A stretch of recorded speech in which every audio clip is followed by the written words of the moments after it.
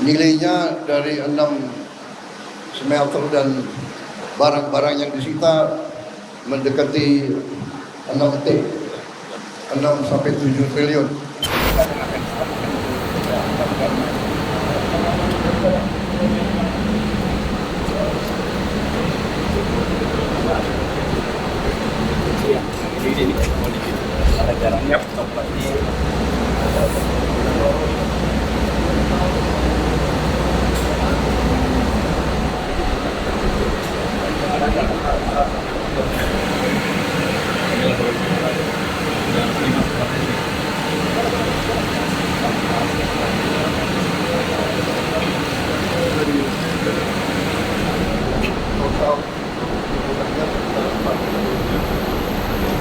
Baik, saudara-saudara sekalian, rekan-rekan media yang saya hormati,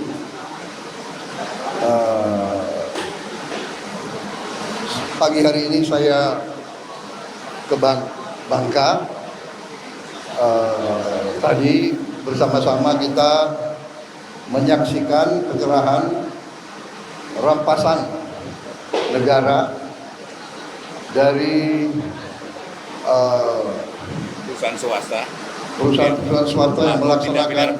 yang melaksanakan pelanggaran hukum, ya, illegal mining, tambang tanpa izin di kawasan PT Timah, dan yang terlibat sudah dihukum dan pihak berwajib, kejaksaan juga sudah menyita 6 smelter, dan di tempat-tempat smelter itu sebagaimana kita lihat sudah ada tumpukan tanah jarang dan juga ingot-ingot timah. Nilainya dari 6 smelter dan barang-barang yang disita mendekati 6 sampai 7 triliun. Tapi tanah jarang yang belum diurai mungkin nilainya lebih besar, sangat besar. Tanah jarang monasid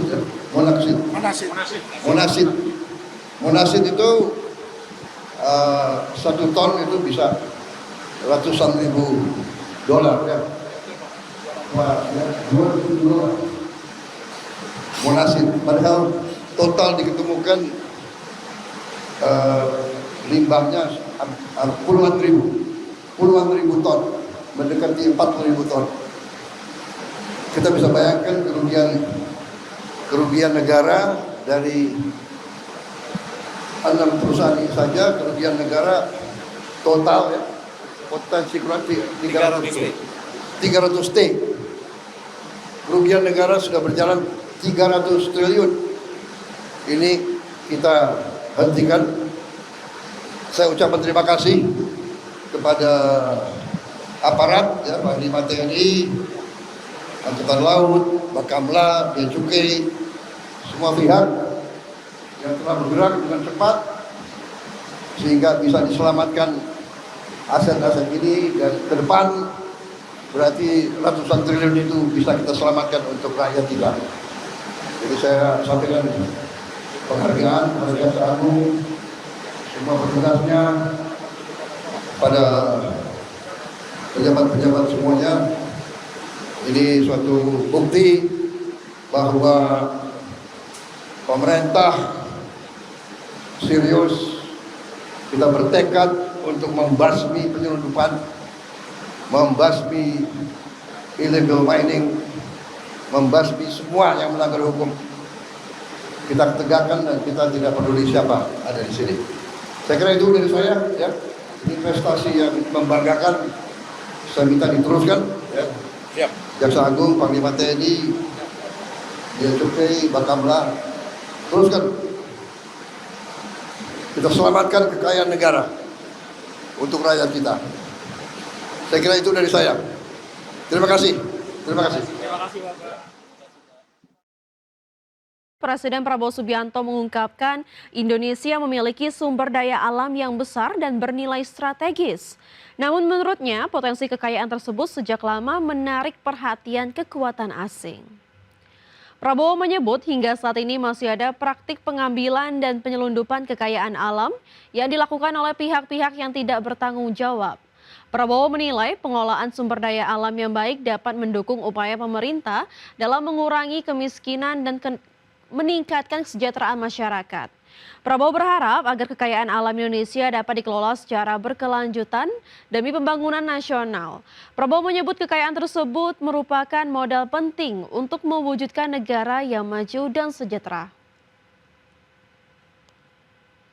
Kekayaan alam kita sangat besar. Ratusan tahun Nusantara ini selalu diganggu, diinvasi oleh kekuatan-kekuatan asing. Mereka ke kita untuk mengambil kekayaan kita. Sampai hari ini, sampai detik ini, masih banyak kekayaan kita yang dicuri, yang diselundupkan, yang diambil oleh kekuatan-kekuatan yang tidak bertanggung. Ketua Dewan Ekonomi Nasional Luhut Binsar Panjaitan meminta Menteri Keuangan Purbaya Yudhistira Dewa untuk tidak menarik anggaran makan bergizi gratis yang tidak terserap. Pasalnya, hingga saat ini penyerapan anggaran MBG sudah membaik. Luhut juga meminta Kepala Badan Gizi Nasional Dadan Hindayana untuk memaksimalkan serapan anggaran yang sudah disiapkan pemerintah. Menurut Luhut, serapan anggaran yang baik bisa menggerakkan perekonomian di daerah. Tadi kami pastikan juga bahwa penyerapan anggarannya sekarang kelihatan sangat membaik, sehingga Menteri Keuangan tidak perlu nanti ngambil-ngambil anggaran yang tidak terserap. Dan itu kami ingatkan tadi sama Pak Dadan, karena itu cost of fund juga. Jadi jangan sampai dana yang dialokasikan tidak bisa serap. Tadi kami lihat dana semua akan terserap dengan baik, dan itu akan terjadi penyebaran. Dan itu saya kira akan menggerakkan ekonomi di bawah. Karena pada dasarnya, seperti yang di Menteri Keuangan sampaikan, kalau uang itu berputar di bawah. Kementerian Keuangan memastikan adanya percepatan signifikan dalam proses realisasi anggaran program makan bergizi gratis.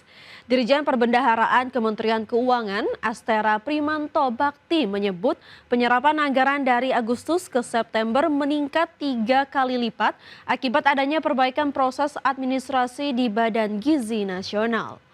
Menurut Prima, pemerintah telah mengubah mekanisme pencairan dana MBG yang semula menggunakan sistem reimburse menjadi sistem pencairan langsung berdasarkan perencanaan kebutuhan 10 hari. Langkah ini diambil setelah evaluasi menunjukkan bahwa sistem reimburse memperlambat realisasi anggaran.